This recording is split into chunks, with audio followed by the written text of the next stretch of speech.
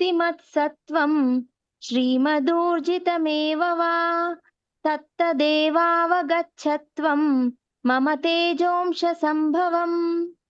సంపన్నములైనవి, సుందరమైనవి, మహిమ కలిగినవి అయిన సమస్త సృష్టులు కేవలం నా తేజస్సు యొక్క అంశం నుండి ఉద్భవించినవి తెలుసుకోవలసినది. యద్యద్ విభూతి మత్సత్వం శ్రీమత్ ఊర్జితమేవ. ఎక్కడైతే గ్రేట్నెస్ ఉందో అది నా యొక్క అంశ మాత్రమే అటండి. It is spark of Krishna splendour అని అంట. అగ్ని కణం. ఇప్పుడు చూడండి, మీరు ఎప్పుడైనా కట్టెలు పెట్టి ఇలా కాల్చారనుకోండి, అప్పుడప్పుడు ఒక కణం ఇలా పడుతూ ఉంటుంది, దూరంగా చిక్కని వస్తూ ఉంటుంది. ఈ ప్రపంచంలో గొప్ప వస్తువులన్నీ just spark of Krishna Splendor. అంటే కృష్ణుడు ఇంకెంత వైభవం అర్థం చేసుకోండి, కృష్ణుడు ఇంకెంత అందం అర్థం చేసుకోండి, కృష్ణుడు ఇంకెంత కృపను అర్థం చేసుకోండి, కృష్ణుడు ఇంకెంత గొప్ప తత్వం అర్థం చేసుకోండి.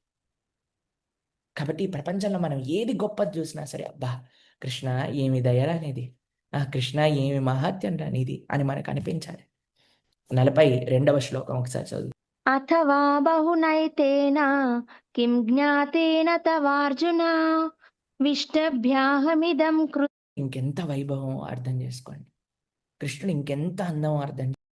విద్యామహం యోగిం త్వాం సదా పరిచింతయన్ కేషు కేషు చ భావేషు చింత్యోసి భగవన్మయ. ఓ కృష్ణ, ఓ పరమయోగి, నేను నిన్ను నిరంతరం ఎట్లా తలుచుకోవాలి, నిన్ను ఏ విధంగా తెలుసుకోవాలి? ఓ భగవంతా, ఏ వివిధ రూపాలలో నిన్ను నేను స్మరించాలి? అయ్యా, నిన్ను నేను ఎలా చూడాలి, ఏ వివిధ రూపములలో నిన్ను స్మరించాలి, ఎలా నిన్ను తెలుసుకోగలుగుతాను అన్నాడో లేదో అర్జునుడు. భగవంతుడు తన యొక్క విభూతులు, తన యొక్క విభూతి అంటే ఏంటో తెలుసా అండి? భగవంతుడి యొక్క గ్రేట్నెస్. అందరిపైన ఉన్న స్వామి అంతటా కూడా కొన్ని గొప్ప విషయముల ద్వారా ఈ ప్రపంచంలో ప్రకటితమవుతున్నారటండి. దాన్ని విభూతి అంటారు. విభూతి. ఎక్కడెక్కడ భగవంతుడికి విభూతులు ఉన్నాయట అంటే, ఈ గొప్పతనాన్ని చూసినప్పుడు ఏం చేసుకోవాలంటే అండి, మీకు ఒక విషయం చెప్తారు. ఒకసారి శ్రీల ప్రభుపాదులు వారు నడుచుకుంటూ వస్తున్నారనమాట. అప్పుడు సన్సెట్ జరుగుతుంది ఒక దగ్గర. అయితే అందరు కూడా వావ్ ఎంత బాగుంది అని అంటే, అందరు ఇలా ఇలా మొత్తం ఫ్యాసినేట్ అయిపోయారు ఆ సన్సెట్ సీన్ నుంచి. అయితే ప్రభుపాదులు వారు ఇలా గంభీరంగా నించున్నారు. భగవంతుడు సృష్టి చేసిందే ఇంత బాగుంటే భగవంతుడు ఇంకెంత బాగుంటాడు అని అన్నారు. అంటే ఈ ప్రపంచంలో గొప్పతనం, ఎక్కడెక్కడైతే గొప్పతనం ఉందో దాన్ని చూసి భగవంతుడు గుర్తు రావాలండి మనకి.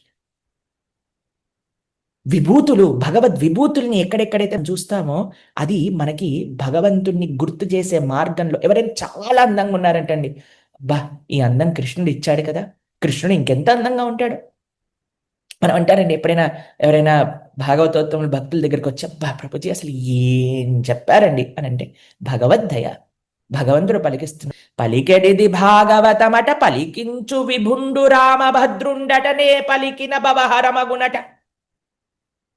అలా పలికించే శక్తి, ఎక్కడెక్కడైతే గొప్ప వ్యక్తిత్వము, ఎక్కడెక్కడైతే గొప్ప విషయములు, ఎక్కడెక్కడైతే అట్రాక్షన్, ఈ ప్రపంచంలో గ్రేట్ అట్రాక్షన్స్ ఎక్కడైతే ఉందో అదంతా కూడా భగవంతుడు అటండి. ఎక్స్ట్రాడినరీ థింగ్స్ ఈ ప్రపంచంలో అంతా కూడా భగవద్ విభూతులకి. అవి చూసినప్పుడు ఏం రావాలి? మనం భగవంతుడికి గుర్తు రావాలి. కానీ ఈరోజు ఏమవుతుందో తెలుసా అండి, మనము ఆ గొప్పతనాన్ని చూసి వాళ్ళ వెనకాల వెళ్ళిపోతున్నాం. ఆ గొప్పతనాన్ని ఇచ్చిన భగవంతుడిని మర్చిపోతున్నాం. చూడండి, ఈ ప్రపంచంలో చాలా అందం ఉందండి, అందం వెనకాల పరిగెత్తుతున్నా, ఆ అందాన్ని ఇచ్చిన భగవంతుడిని మర్చిపోతున్నా. ఐశ్వర్యం చాలా ఉందండి, ఐశ్వర్యం వెనకాల పరిగెత్తుతున్నా, ఐశ్వర్యం సృష్టి చేసిన భగవంతుడిని మర్చిపోతున్నా.